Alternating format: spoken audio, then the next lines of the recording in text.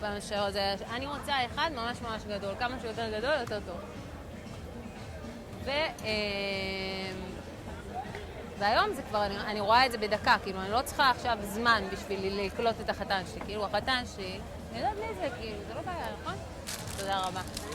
וואי וואי, קטשופ וזה, אני אוהבת. נכון? לא זוכרת מה רציתי להגיד.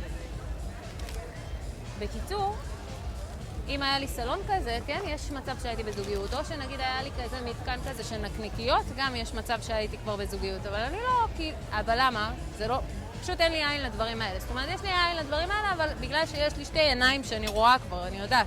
לא צריכה זמן